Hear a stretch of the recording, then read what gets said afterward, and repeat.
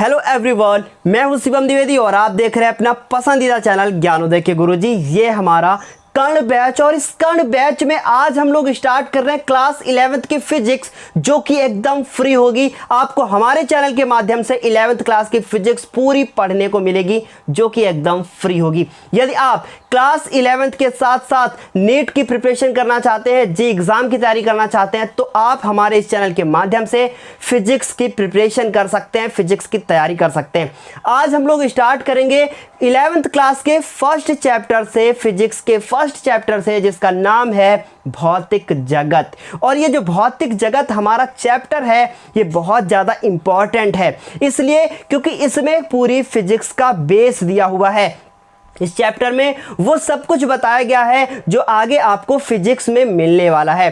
तो बहुत सारे ऐसे चैनल होते हैं जो इस चैप्टर को नहीं पढ़ाते हैं, लेकिन मैं आप सभी को पहले इस चैप्टर का बेस बता दूंगा कि ये चैप्टर है क्या, और इतना आसान है कि शायद आज आधे घंटे की क्लास में ये पूरा चैप्टर समाप्त हो जाएगा। इसलिए शुरू करते हैं किसके साथ? इस चैप्टर के साथ। आप वहां ऊपर देख सकते हैं, लिखा है कि भौतिक विज्ञान क्या है।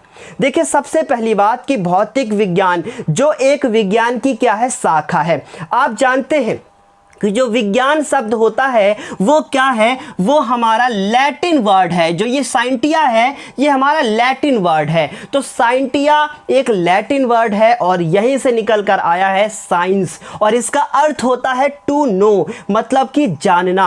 और इंसान इतना ज़्यादा जिज्ञासु होता है कि वो हर चीज़ को जानने की कोशिश करता है। इसलिए इस साइंस में इंसान क्या बन सकता है? एक आविष्कारक बन सकता है, एक खोजकर्ता बन सकता है। इसीलिए इस विज्ञान की शाखाओं को भी कई हिस्सों में बांटा गया है, और उन शाखाओं में हमारी पहली शाखा है फिजिक्स, जिसे हिंदी में भौतिक विज्ञान कहते हैं। अब ध्यान से मेरी बात को सुनिएगा। विज्ञान को तो मैंने जान लिया, अब विज्ञान की हमारी बहुत सारी शाखाएं हैं, जैसे कि फिजिक्स जिसे भौतिक विज्ञान कहते हैं, दूसरी केमिस्ट्री जिसे रसायन विज्ञान कहते हैं, और तीसरी जीव विज्ञान जिसे हम लोग बायोलॉजी कहते हैं। देखिए, फिजिक्स का मतलब होता है नेचर, और जो केमिस्ट्री होती है उसका मतलब है केमिकल के बारे में हम लोगों को पढ़ना है, जबकि बायोलॉजी में हम लोगों को अपनी लाइफ से रिलेटेड अलग अलग चीज़ें पढ़ने को मिलती हैं। तो फिजिक्स का बेस जानना जरूरी है। कौन कौन से फिजिक्स में खोज हुई, ये फिजिक्स आखिर क्यों पढ़नी पड़ रही है, इन्हीं सब का जवाब इस चैप्टर में दिया हुआ है। इसलिए किसी भी चैप्टर की शुरुआत करने से पहले उसका बेस जानना जरूरी है। आप यहां पर देख सकते हैं कि ये कोई एक वर्ड लिखा हुआ है। ये वर्ड ऐसे लिखा है, देखिएगा ध्यान से, ये इस तरीके का वर्ड लिखा होगा। अब आप सोच रहे होंगे, सर आखिर ये है क्या, आखिर ये है क्या? ये एक वर्ड है जो कौन सी भाषा में है? ये हमारा कौन सी भाषा में? ग्रीक भाषा में है। और ये ग्रीक भाषा का एक वर्ड है। वर्ड का मतलब समझते हैं ना, एक शब्द है। और इस शब्द का अर्थ क्या होता है? इसका अर्थ होता है फ्यूसिस। क्या अर्थ होता है? फ्यूसिस। अब ये भाषा आप तो नहीं पढ़ सकते, हाँ, because of you are Indian. So ये हमारा क्या, ग्रीक भाषा का है। और इसका अर्थ क्या होता है? इसका अर्थ होता है नेचर। अब कुछ कुछ यहां पर आप जानना चाहेंगे। देखिए ध्यान से, ये फाई होता है, ठीक है, ये हमारा सिग्मा कहलाता है, छोटा सिग्मा। और ये क्या होता है? ये न्यूट्रॉन का सिंबल हो सकता है, या न्यूट्रिनो का हो सकता है, कुछ भी हो सकता है, ठीक है। तो ये हमारा क्या हो गया? एक शब्द है जो ग्रीक भाषा का है, इसका अर्थ होता है फ्यूसिस, और फ्यूसिस से निकल कर आया फिजिक्स। फ्यूसिस से निकला क्या?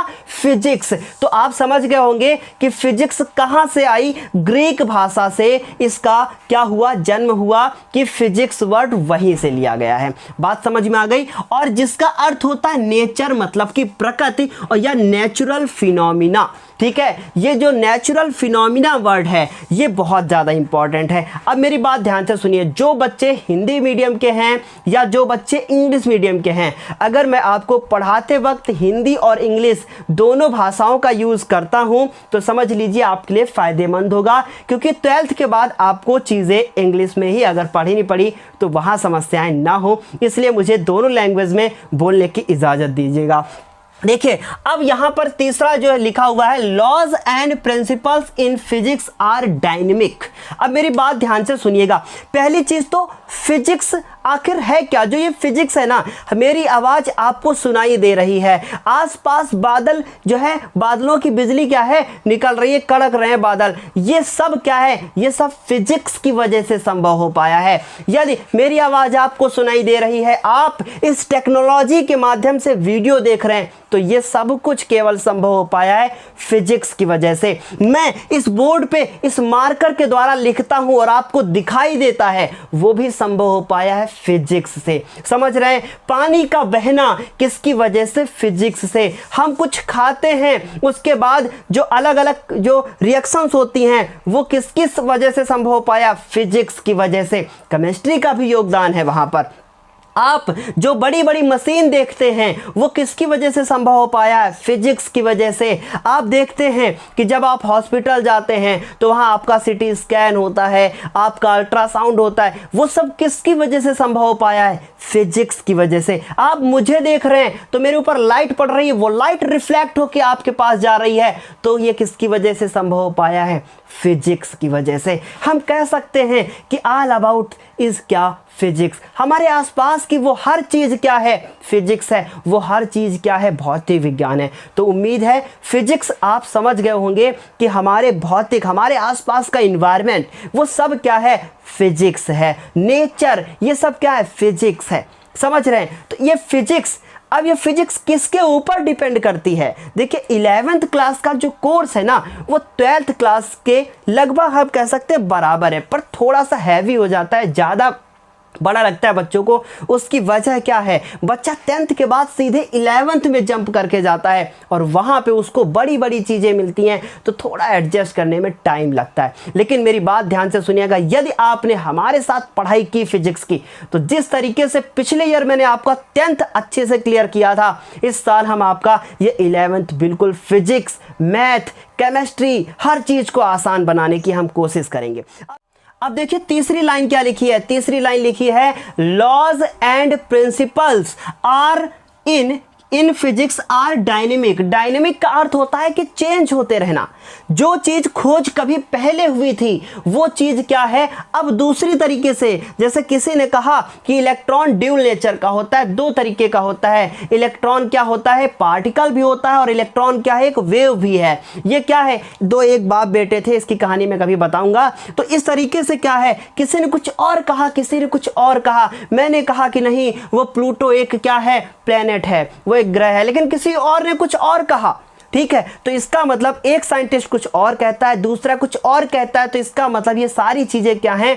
डायनेमिक हैं। ये सारी चीजें क्या हैं? चेंज होती रहती हैं। तो फिजिक्स में ना इन्वेंशंस होते रहते हैं, जो इनोवेशंस हैं, जो चेंजेस हैं, वो होते रहते हैं। इसीलिए कहा गया कि फिजिक्स क्या है? फिजिक्स में जो लॉज हैं, जो नियम हैं, जो प्रिंसिपल हैं, जो सिद्धांत हैं, अर्थात सिद्धांत हैं, वो सब क्या है? डायनेमिक हैं। मतलब कि क्या है? अनिश्चित हैं। ये सब क्या है? चेंज होते रहते हैं। किसी ने कुछ और कहा, किसी ने कुछ और कहा। आई बात समझ में? अब अगली चीज देखिए क्या लिखी है। लिखिए मैथमेटिक्स मतलब कि गणित is the queen of physics.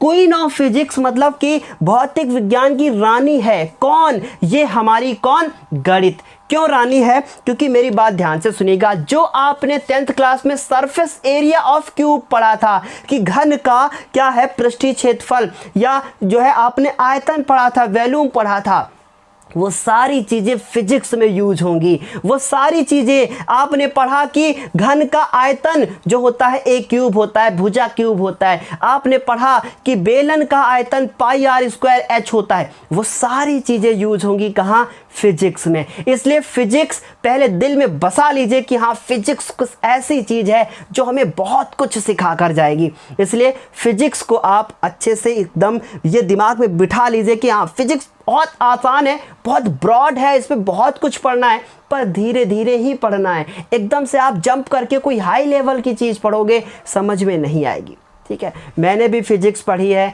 बहुत ज़्यादा टाइम तक पढ़ी है। 10th में पढ़ी, 12th में पढ़ी, BSc में पढ़ी, MSc में पढ़ी।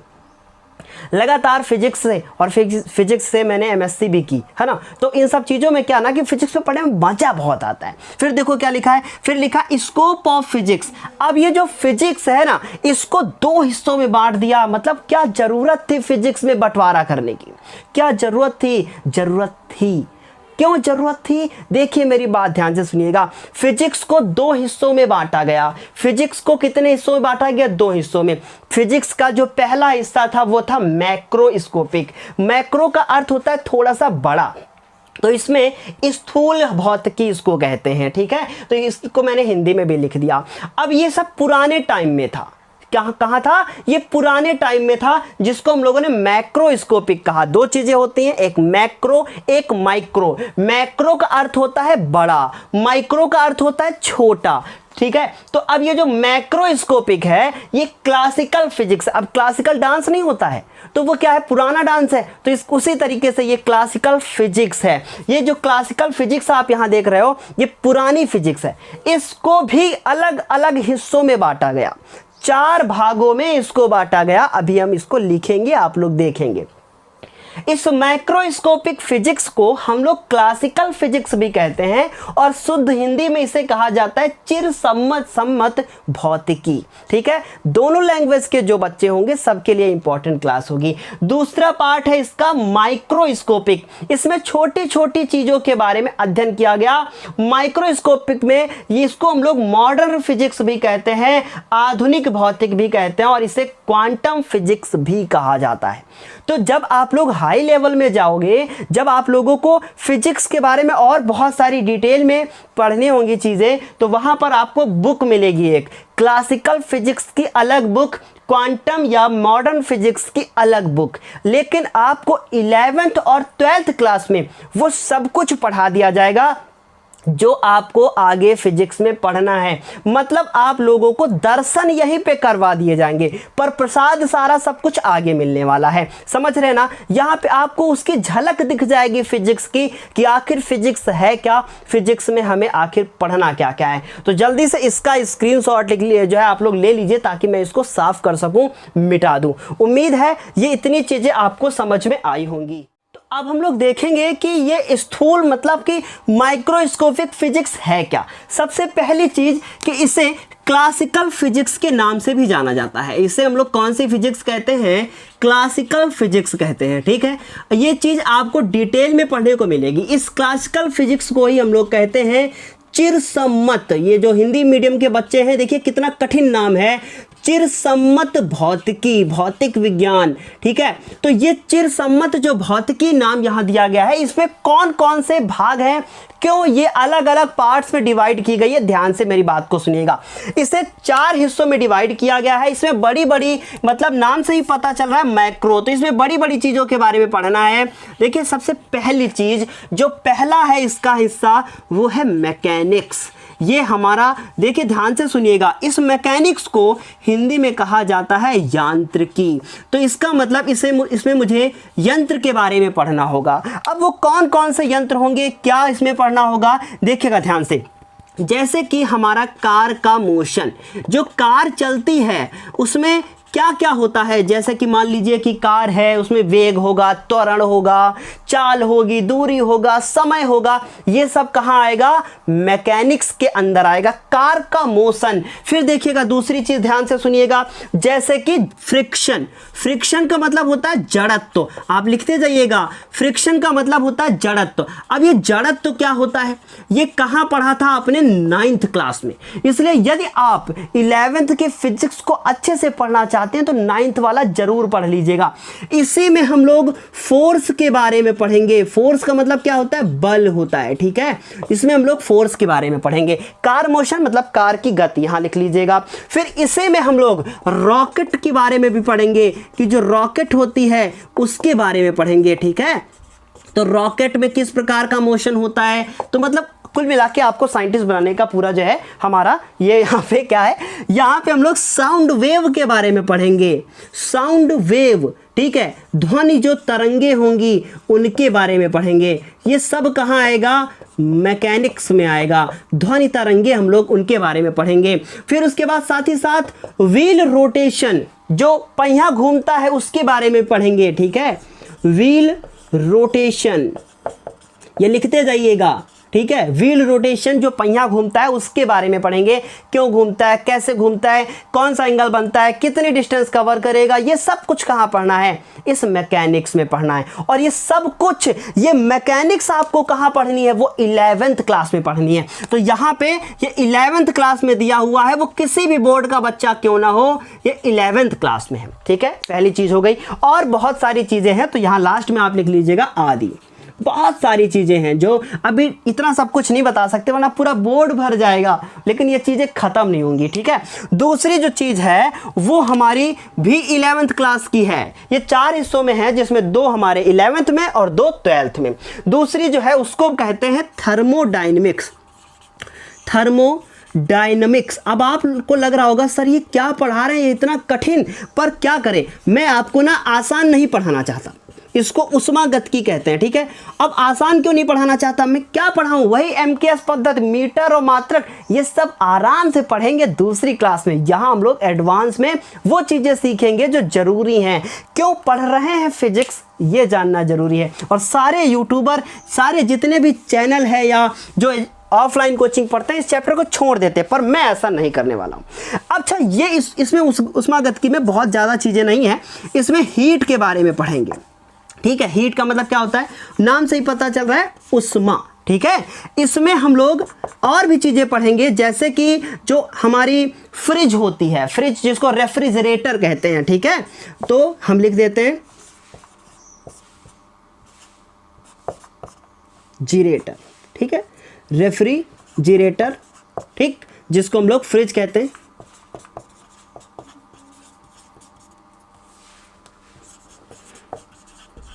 इसके बारे में हम लोगों को पढ़ना होगा, ठीक है। हीट के बारे में, रेफ्रिजरेटर के बारे में, इसी में हम लोगों को टेम्परेचर के बारे में भी पढ़ना है।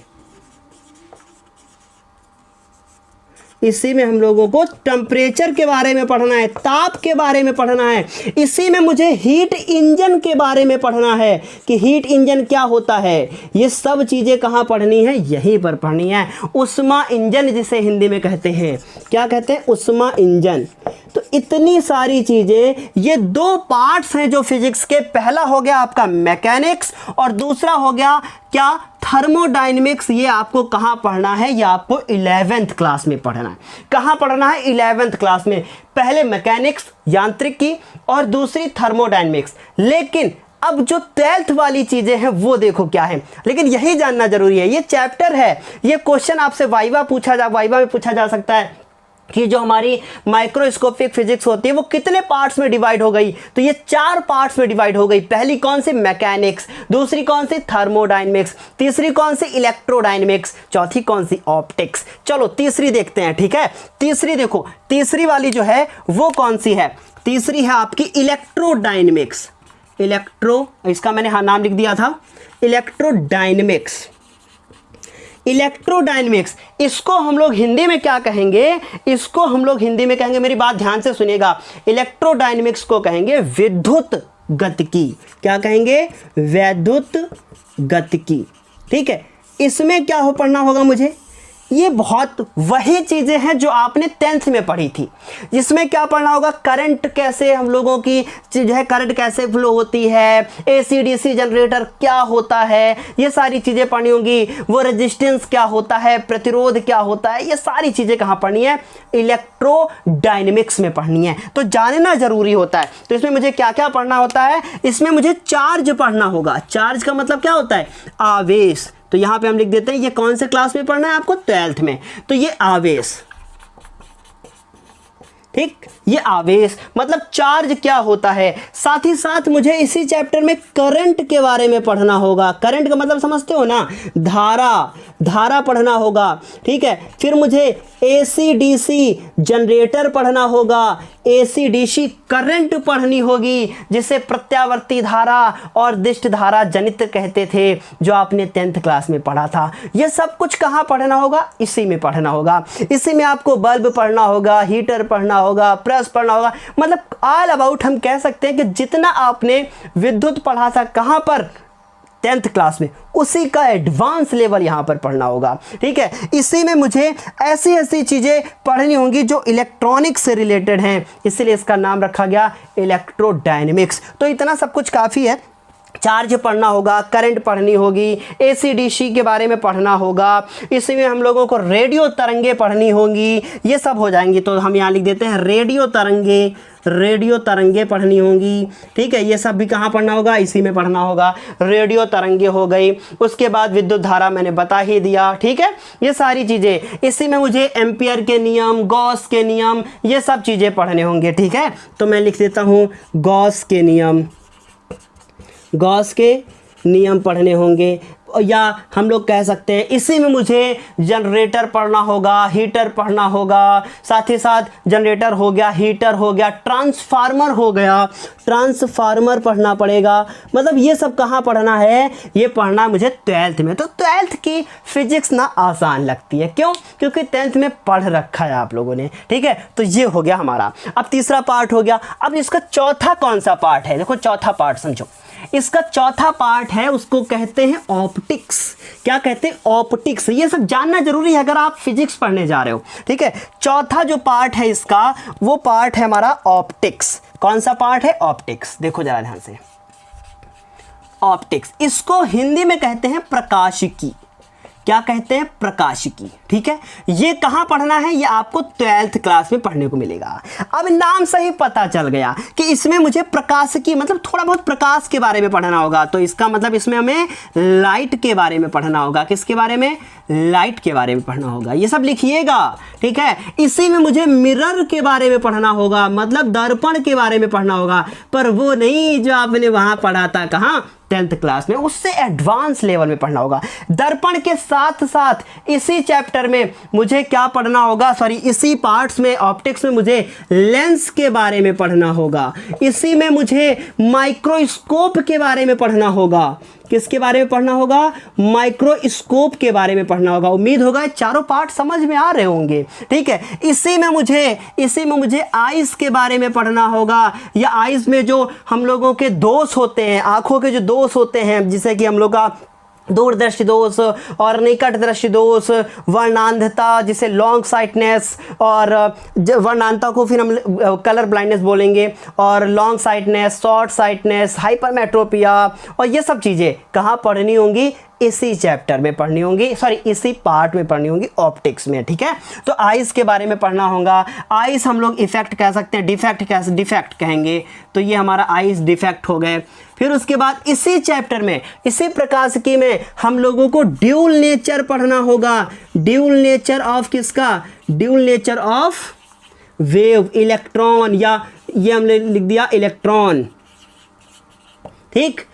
ये हो गया तरंग का, ये कह सकते हैं इलेक्ट्रॉन का। डी ब्रॉगली इसी में आए थे। बहुत सारी चीज़ें यहाँ पे हम लोगों को पढ़नी है। तो इसी तरीके से, और लास्ट में लिख दीजिएगा आदि। ये सारी चीज़ें मुझे पढ़नी होंगी कहाँ पर? इस सूक्ष्म मतलब कि क्लासिकल फिजिक्स में, जिसे चिरसम्मत भौतिकी कहते हैं, ठीक है। तो उम्मीद है समझ में आया होगा। जल्दी से स्क्रीनशॉट ले लीजिए। अब इसका दूसरा हिस्सा है, और उस दूसरे हिस्से का नाम क्या है? उसे नाम दिया गया था माइक्रो। उसका क्या नाम था? उसका नाम मैक्रो था। इसका माइक्रोस्कोपिक, है ना। माइक्रोस्कोपिक को हम लोग हिंदी में कहेंगे सूक्ष्म। क्या कहेंगे? सूक्ष्म कहेंगे, ठीक है। ये हमारी जो होती है वो क्वांटम फिजिक्स होती है। कौन सी फिजिक्स होती है? क्वांटम और मॉडर्न फिजिक्स, है ना, फिजिक्स। ये हो गई हमारी क्वांटम या मॉडर्न फिजिक्स। इसमें मुझे क्या क्या पढ़ना होगा? देखो ध्यान से समझो, ठीक है। इसमें मुझे कौन कौन सी चीज़ें पढ़नी होंगी, क्या क्या हमारे लिए इंपॉर्टेंट होगा, वो ध्यान से सुनिएगा। इसका कोई पार्ट नहीं है। इसमें मुझे एटम्स के बारे में पढ़ना है। किसके बारे में? एटम्स के बारे में। जैसे कि हम लोगों का वो परमाणु होता है ना, तो वो भी फिजिक्स के उसमें ही आ जाएगा। पर यह देखो नाम से ही क्या पता चल रहा है, माइक्रो, छोटी छोटी चीजें। और एटम कितना छोटा है समझ सकते हो आप, है ना, कि इलेक्ट्रॉन, प्रोटॉन, न्यूट्रॉन, कितना पढ़ा है ना सब चीजें 9th में। तो वही चीजें एटम्स के बारे में पढ़ना है। इसी में मुझे वो एक्सरे जो दिखाई नहीं देती उनके बारे में पढ़ना है। तो मुझे किसके बारे में पढ़ना है? एक्सरे के बारे में पढ़ना है। एक्सरे जानते हैं ना, एक्स किरणें, उनके बारे में पढ़ना है। एटम्स मतलब परमाणु, ठीक है, लिख लीजिएगा हिंदी में, इतना तो समझदार हैं। एटम्स के बारे में। इसी में मुझे इलेक्ट्रॉन के बारे में पूरी जानकारी लेनी है। किसके बारे में? इलेक्ट्रॉन के बारे में पूरी जानकारी लेनी है। इसी में मुझे सेमीकंडक्टर्स पढ़ने हैं। सेमीकंडक्टर्स, जिन्हें हिंदी में कहा जाता है अर्धचालक। ये बहुत ज़्यादा इंपॉर्टेंट है। कोई भी ऐसा एग्ज़ाम नहीं होता जिसमें सेमीकंडक्टर्स के बारे में ना पूछा जाए, चाहे वो नीट का एग्ज़ाम हो या जी का एग्ज़ाम हो या 12th क्लास का बोर्ड एग्ज़ाम देने जा रहे हैं। कंडक्टर्स कितने, ये सेमीकंडक्टर्स कितने टाइप्स के होते हैं, पीएन टाइप, पीएनपी टाइप, सब ऊपर से जा रहा होगा। पर मुझे तो बताना चाहिए ना कि ये सब 12th में है। पीएनपी, पीएन और पीएनसन, ये सब डायोड वगैरह, ये सब इसमें पढ़ना है, ठीक है। सेमीकंडक्टर्स, इसमें मुझे डायोड वगैरह पढ़ने हैं। जैसे कि आप एलईडी जानते हैं ना, जो घर में टीवी होती है, एलईडी टीवी होती है ना, तो लाइट एमिटिंग डायोड इसका फुल फॉर्म है। लाइट एमिटिंग डायोड, इसको कहाँ पढ़ना है? मॉडर्न फिजिक्स में पढ़ना है। क्योंकि ये कब आई? ये अभी जल्दी आई, तो इस वजह से ही एलईडी टीवी आई। समझ रहे हो ना? अगर ये पहले होता तो टीवी पहले ना आ जाती। अब जितनी भी खोजें हो रही फिजिक्स में वो सब इसके अंतर्गत ही आ रही हैं। समझ गए? ये मुझे एलईडी के बारे में पढ़ना है। इसी में मुझे फोटो डायोड, ठीक है, लाइट एमिटिंग डायोड या और बहुत सारे जो डायोड हैं वो सारे पढ़ने। पर अभी परेशान मत हुई, अभी बेस हम लोग क्लियर कर रहे हैं, पहले समझ रहे हैं कि पढ़ना क्या है ना। पहले ही शुरू कर दोगे पढ़ना, उसका कोई उद्देश्य नजर नहीं आएगा, कोई ऑब्जेक्टिव नहीं होगा, तो पढ़ने में मजा कहाँ आएगा। इसलिए पहले ये समझ लो कि पढ़ना क्या है, फिर स्टार्ट करेंगे ना तो धमाके से स्टार्ट होगा, ठीक है। तो एलईडी हो गया। इसी में मुझे किसके बारे में पढ़ना है? न्यूक्लियॉन्स के बारे में पढ़ना है। न्यूक्लियॉन्स क्या होते हैं? मुझे न्यूट्रॉन, प्रोटॉन, इलेक्ट्रॉन, इन सब के बारे में छोटी छोटी चीज़ों की स्टडी करनी है। तो इसका जल्दी से स्क्रीनशॉट ले लो। अब इसके बाद हम लोग इस चैप्टर में वो चीज़ पढ़ेंगे जो आपके एग्जाम में पूछी जाती है, और वो 4 फंडामेंटल फोर्स कौन से हैं जो इस चैप्टर के लिए इंपॉर्टेंट है और वही एग्जाम में आते हैं। चलो जल्दी से स्क्रीनशॉट ले लो आप लोग। तो अब हम लोग ये समझते हैं कि भौतिक विज्ञान जो होती है वो प्रौद्योगिकी, मतलब कि टेक्नोलॉजी से और समाज से आखिर उस प्रकार रिश्ता क्या है, किस प्रकार से भौतिक विज्ञान हमारे समाज से जुड़ी है, किस प्रकार ये भौतिक विज्ञान हमारे टेक्नोलॉजी से जुड़ी है। ये आपस में बहुत बड़ा एक क्या है, एक ऐसा कनेक्शन है जो भौतिक विज्ञान को टेक्नोलॉजी से जोड़ता है और टेक्नोलॉजी को सोसाइटी से जोड़ता है। क्योंकि सोसाइटी मतलब हमारे समाज में जब मांग बढ़ती है, जब मुझे नीड होती है किसी चीज़ की, तो फिर उससे किसका जन्म होता है? उससे टेक्नोलॉजी का जन्म होता है। और जब टेक्नोलॉजी का जन्म होता है तब फिजिक्स कुछ ऐसा करती है कि कुछ नई खोज करती है, कुछ नया इन्वेंशन करती है, जिससे मदद मिलती है किसको? समाज को। और साथ ही साथ टेक्नोलॉजी के माध्यम से वो संभव हो पाता है। इसलिए हम कह सकते हैं कि माइकल फैराडे ने जो विद्युत चुम्बकीय तरंगों की जो खोज की थी, उसकी जो खोज की वो किस पे डिपेंड है? वो फिजिक्स की वजह से हो पाया, वो फिजिक्स की वजह से हो पाया। न्यूटन की इतनी बड़ी खोज थी, जो गुरुत्वाकर्षण का नियम आया, जो न्यूटन ने अपने क्या है समीकरण दिए, जो न्यूटन ने अपने नियम दिए, वो सब किसकी वजह से हो पाया? वो सिर्फ और सिर्फ उसकी वजह से हो पाया क्योंकि इंसान को उसकी नीड थी। और जब नीड होती है तब फिजिक्स में इन्वेंशंस का जन्म होता है, आविष्कारों का जन्म होता है। कुछ उसी के यहाँ पर उदाहरण लिखे हुए हैं जो बहुत ज़्यादा इंपॉर्टेंट है। देखिए, तरल बहाव के अध्ययन से जो लिक्विड का जो फ्लो था, उसकी वजह से किसकी खोज हो पाई? वायुयान की।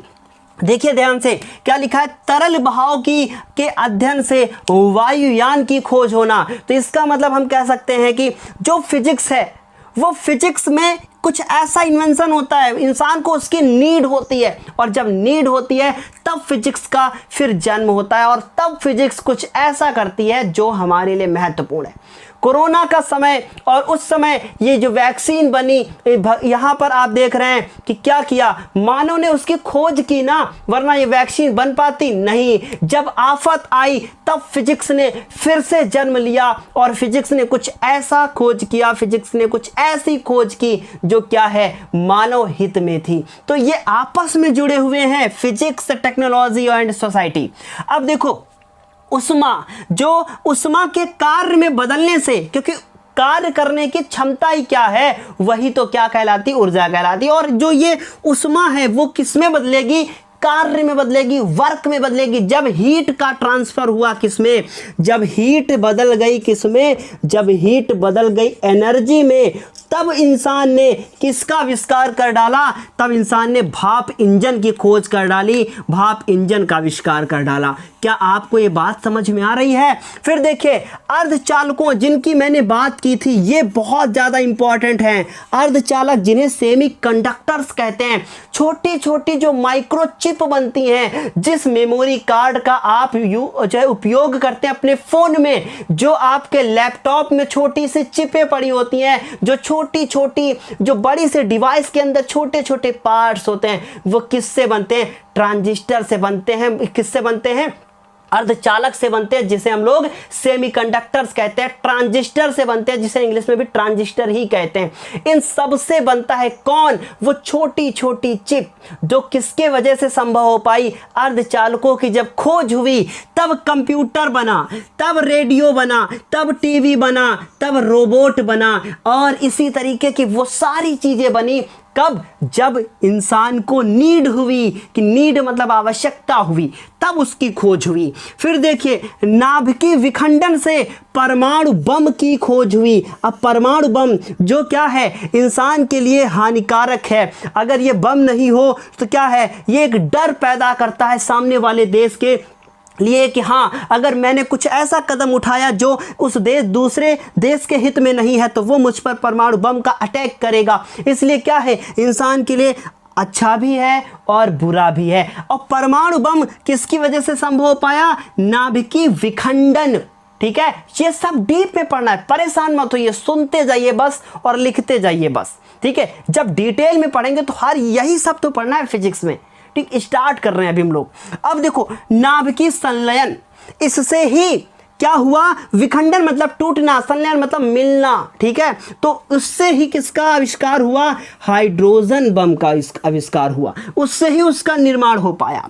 और सुनो, एक्सरे, जब पैर की हड्डी टूट जाती है, हाथ की हड्डी टूट जाती है, शरीर का कोई अंग जो है वो डैमेज हो जाता है, क्रैक हो जाता है, तब उस समय मुझे एक्सरे किरणों की जरूरत पड़ती है। ये वो किरणें हैं जो क्या करती हैं, चिकित्सा के क्षेत्र में एक नई क्रांति लेकर आई। कौन, एक्सरे की खोज की वजह से ही संभव हो पाया। और इंसान को जब नीड थी तब उसने किसकी खोज की, एक्सरे की खोज की। समझ रहे हैं कि नहीं, खोज की, और कैसे खोज की, चिकित्सा में मदद मिली। फिर समझिए लेजर, जो बहुत बड़ा इसका उपयोग है। लेजर के अध्ययन से आजकल क्या हो रहा है, ऐसे ऐसे ऑपरेशन हो रहे हैं कि बॉडी में कोई भी प्रॉब्लम हो गई है और लेजर की वजह से वो बॉडी से वो चीज निकाल दी गई। जैसे कि गाल ब्लैडर, जिसको हम लोग पित्त की थैली कहते हैं, या हम लोग पढ़ चुके हैं बायोलॉजी में कि वो लीवर के नीचे एक छोटा सा वो क्या होता है, जो हल्का सा ग्रीन कलर का पार्ट होता है, छोटा सा येलोइश होता है, मतलब येलो और ग्रीन मिक्स होता है। तो उसमें अगर छोटी सी पथरी हो जाती है, कैसे हो जाती है, वो पथरी तब हो जाती है जब गाल ब्लैडर मतलब पित्त की थैली में जो पित्त रस होता है वो कंसंट्रेट हो जाता है, गाढ़ा हो जाता है, तब उसमें किसका निर्माण हो जाता है, पथरी का। और वो पथरी किससे निकाली जाती है, लेजर से, लेजर ऑपरेशन से। या फिर अगर लेजर से नहीं करवाते तो डॉक्टर उसकी पथरी को वो निकालने की वजह, वो पथरी जब निकालना होता है तो पित्त की थैली ही निकाल देता है। ठीक है, तो फिर आगे पित्त की थैली अगर निकल गई तो बहुत सारी प्रॉब्लम होने वाली है। ठीक है, तो लेजर के अध्ययन से कैंसर का सबसे बड़ी चीज़ है कैंसर का, क्योंकि कैंसर में जो छोटी छोटी कैंसर की जो छोटी छोटी कोशिकाएं होती हैं उनको नष्ट कर देता है कौन? ये लेज़र की वजह से वो नष्ट हो जाती हैं और इंसान कैंसर से मुक्त हो जाता है। फिर उसके बाद कैंसर का उपचार हुआ। गुर्दे में अगर क्या हो गई, जो है पथरी हो गई, पित्त की थैली जिसे हम लोग गाल ब्लैडर कहते हैं उसमें पथरी हो गई, तो किसकी वजह से निकलेगी? फिजिक्स के इन्वेंशंस की वजह से। ठीक है, तो और इनके अलावा बहुत सारी ऐसी चीज़ें हैं जो फिजिक्स की वजह से संभव हो पाई हैं। लिखते जाओगे बोर्ड पे ख़त्म नहीं होगा कभी। ये वो इंपॉर्टेंट चीज़ें हैं जो इंपॉर्टेंट थी आपके लिए, आप इनको पेपर में लिख सकते हो। कोई आपसे पूछ सकता है फिजिक्स के कौन कौन से इन्वेंशंस हैं, तो आप उनको बताओगे। ठीक है, टेलीग्राम चैनल पर हम आपको कुछ एक चार्ट पेपर टाइप का भेज देंगे, उसमें ये लिखे होंगे कि किसके इन्वेंशन किसने किए, उसे आप लोगों को अपनी कॉपी पर लिखना है इसी नोट्स के बाद। ठीक है, अब 4 फंडामेंटल जो फोर्स है उनकी बात कर लेते हैं। ठीक है, चलो जल्दी से स्क्रीनशॉट ले लो। तो अब हम लोग देखेंगे कि प्रकृति में कौन कौन से बल पाए जाते हैं, वो कौन कौन से फोर्स हैं जो हमारे नेचर में होते हैं। हमारे नेचर में केवल 4 टाइप के ही फोर्स हैं। वो 4 टाइप कौन से हैं? तो आप सोच रहे होंगे सर इतने सारे फोर्स तो मैंने 9th में ही पढ़ लिए थे, आप 4 की बात कर रहे हो। मेरी बात ध्यान से सुनो, जितने भी फोर्स हैं वो इन्हीं 4 फोर्सों से मिलकर बने हुए हैं। अब वो 4 फोर्स कौन से हैं समझिएगा डीप में। पहला जो हमारा फोर्स है वो है गुरुत्वाकर्षण फोर्स। कौन सा फोर्स है? गुरुत्वाकर्षण। कौन सा मैंने बताया आपको? गुरुत्वाकर्षण बल। ठीक है, जिसे इंग्लिश में कहते हैं ग्रेविटेशनल फोर्स। Gravitational force. ठीक, अब ये ग्रेविटेशनल फोर्स हो गया। दूसरा कौन सा है? विद्युत चुंबकीय बल। कौन सा बल? विद्युत चुंबकीय बल। अब ये जो विद्युत चुंबकीय बल है इसको इंग्लिश में कहते हैं ई है यहां पर, मैग्नेटिक फोर्स। ये दूसरा हो गया। तीसरा जो होता है हमारा वो होता है प्रबल नाभिकीय बल। कौन सा? प्रबल नाभिकीय बल। सबसे ज्यादा नेचर में अगर कोई बल है जो बहुत ज्यादा स्ट्रांग है वो है प्रबल नाभिकीय बल। इंग्लिश में इसे कहते हैं strong nuclear force. Strong nuclear force. और चौथा जो है हमारा वो है क्षीण, जिसे हम दुर्बल के नाम से भी जानते हैं, दुर्बल नाभिकीय बल। तो स्ट्रांग की जगह पर कौन हो जाएगा? वीक हो जाएगा। अब वीक में डबल ई मत कीजिएगा, वीक न्यूक्लियर फोर्स।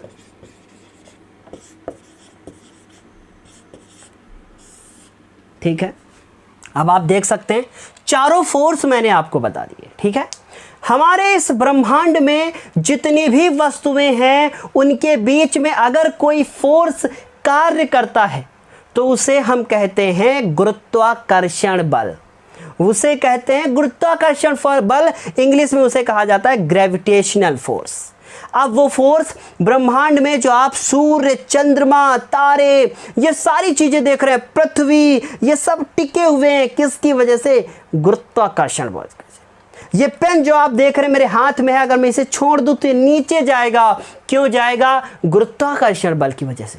तो हम कह सकते हैं कि ब्रह्मांड में जितनी भी वस्तुएं हैं उन सभी वस्तुओं में से किन्हीं 2 वस्तुओं के बीच जो बल लगता है उसे ही हम कहते हैं गुरुत्वाकर्षण बल। और वास्तव में गुरुत्वाकर्षण बल एक आकर्षण बल है। कौन सा बल है? यह आकर्षण बल है। यह आकर्षण बल है, मतलब कि हम कह सकते हैं कि ये जो है वो अट्रैक्शन फोर्स है। यह आकर्षण बल है। अगर एक वस्तु मेरी मान लीजिए ये हो गई, दूसरी वस्तु ये हो गई, इनके बीच में जो फोर्स वर्क करेगा उसे हम कहेंगे आकर्षण, मतलब अट्रैक्शन फोर्स। ठीक है, तो बात समझ में आ गई होगी। अब उसके बाद देखिए विद्युत चुंबकीय बल क्या होता है। पहले एक एक लाइन में सब कुछ बताऊंगा। विद्युत चुंबकीय बल ये दो आवेशों के बीच में कार्य करने वाला बल होता है। दो आवेश कौन से होते हैं? आवेश आपने पढ़ रखा है, पॉजिटिव और निगेटिव, धनात्मक आवेश, ऋणात्मक आवेश।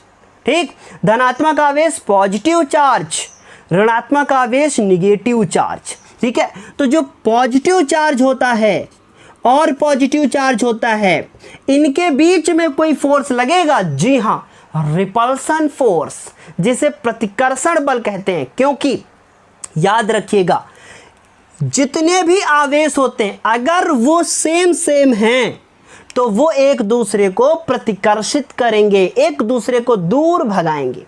जैसा चुंबक में होता है, नॉर्थ नॉर्थ, उत्तरी ध्रुव आपस में दोनों एक दूसरे को रिपल करेंगे। उनके बीच में कौन सा फोर्स लगेगा? रिपल्सन। लेकिन अगर मान लीजिए, देखो मैंने दूर दूर भगा दिया, अब मान लीजिए कि एक पॉजिटिव हो एक निगेटिव हो, तो इनके बीच में कौन सा फोर्स कार्य करेगा? Attraction force.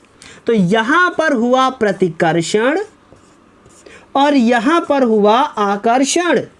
ठीक है, यहां पे क्या हुआ? आकर्षण हुआ। ठीक, शॉर्ट में लिखा मैंने। लेकिन अगर यही निगेटिव निगेटिव हो तो भी यहां पे प्रतिकर्षण ही लगेगा, तो भी यहां पर प्रतिकर्षण ही लगेगा। ठीक है, क्या लगेगा? प्रतिकर्षण लगेगा। बात समझ में आ रही कि नहीं? तो ये आकर्षण और प्रतिकर्षण दोनों है। अब पहुंचते हैं प्रबल नाभिकीय बल। आपने देखा होगा कि प्रोटॉन और प्रोटॉन ये कहाँ होते हैं? ये एक न्यूक्लियस के अंदर होते हैं। न्यूक्लियस जानते हैं ना? देखिए, रदरफोर्ड और उनका टॉमसन का आपने परमाणु मॉडल पढ़ा होगा। ठीक है, रदरफोर्ड ने अपने मॉडल में कहा था कि जो भी इलेक्ट्रॉन होते हैं वो चक्कर लगाते हैं किसी भी, क्या करते हैं? चक्कर लगाते हैं किसी परमाणु के चारों। ठीक है, उसके बाद जो बीच में एक नाभिक होता है जिसे हम न्यूक्लियस कहते हैं, उस परमाणु की ओर चक्कर नहीं लगाते, नाभिक की ओर चक्कर लगाते हैं। ठीक है, नाभिक के चारों ओर चक्कर लगाते हैं। ठीक, अब उसके बाद मेरे मुंह से परमाणु निकल गया था। इस नाभिक में प्रोटॉन होता है, न्यूट्रॉन होता है, प्रोटॉन होता है, न्यूट्रॉन होता है। अब आप सोच रहे होंगे, सर प्रोटॉन तो पॉजिटिव चार्ज होता है, तो अगर प्रोटॉन पॉजिटिव चार्ज होता है तो प्रोटॉन और प्रोटॉन आपस में प्रतिकर्षण बल लगाएंगे, तो इस न्यूक्लियस अर्थात नाभिक को फट जाना चाहिए था। अगर ये प्रबल नाभिकीय बल नहीं होता तो जानते क्या होता? ना हम होते, ना आप होते, ना पेन होता, ना मार्कर, ना मोबाइल होता। क्यों? क्योंकि अगर ये प्रोटॉन आपस में ना एडजस्ट कर पाते तो फिर ये न्यूक्लियस ही ना बन पाता, ये नाभिक बन ही नहीं पाता। समझ रहे हैं? तो ये प्रोटॉन भी पॉजिटिव, प्रोटॉन भी ये पॉजिटिव, और ये दोनों एक दूसरे को अट्रैक्ट कर रहे हैं। ये इसलिए पॉसिबल है क्योंकि इनके बीच में इनसे भी ज़्यादा एक खतरनाक बल लग गया, और वो बल चार्ज मतलब आवेश पर डिपेंड नहीं करता। उसे कहते हैं प्रबल नाभिकीय बल। ये देखो डीप में पढ़ना है, परेशान मत होइए, पर अभी हम बेस दे रहे हैं आपको। ये जो प्रबल नाभिकीय बल होता है ये किसके किसके बीच में लगता है? ये प्रोटॉन के बीच में लगता है। तभी ये संभव है कि प्रोटॉन आपस में बंधे होते हैं। ठीक, ये प्रोटॉन न्यूट्रॉन के बीच में लगता है। ठीक, किसके बीच में? Proton neutron. ये न्यूट्रॉन और न्यूट्रॉन को आपस में बांधे रहता है। तो हम कह सकते हैं एक लाइन की प्रबल नाभिकीय बल डू नॉट डिपेंड अपॉन किस पे? जो हमारा स्ट्रॉन्ग न्यूक्लियर फोर्स होता है वो do not depend upon the charge. प्रबल नाभिकीय बल आवेश पर निर्भर नहीं करता। अगर करता तो प्रोटॉन और प्रोटॉन एक दूसरे को प्रतिकर्षण बल से तोड़ देते, अलग हो जाते और न्यूक्लियस ना बन पाता। समझ रहे हैं?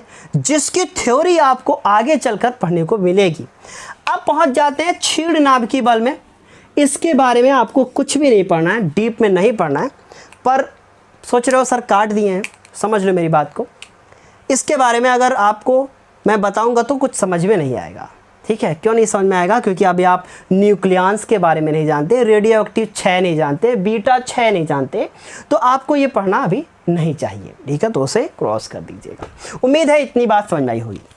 अब इसके अलावा कुछ इनमें भी और नॉलेज है भैया, ख़त्म नहीं हुआ है। देखो, ये गुरुत्वाकर्षण बल होता है, ये अनंत मतलब कहीं पर भी हो वस्तु उनके बीच में ये लग जाएगा, ठीक है। उनके बीच में लगेगा तो हम कह सकते हैं कि इसकी जो प्रबलता होती है वो कहाँ तक होती है? अनंत तक होती है। और इसमें आप डालना चाहो तो यहाँ लिख सकते हो गुण, जो भी आप लिखना चाहो लिख सकते हो। इनकी प्रबलता अनंत तक, इनकी भी प्रबलता कहाँ तक होती है? अनंत तक होती है।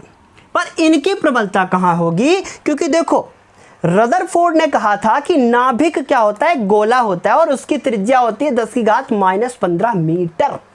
तो -10⁻⁻15 मीटर।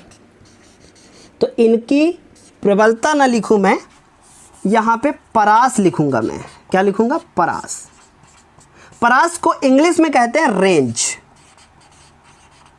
ठीक।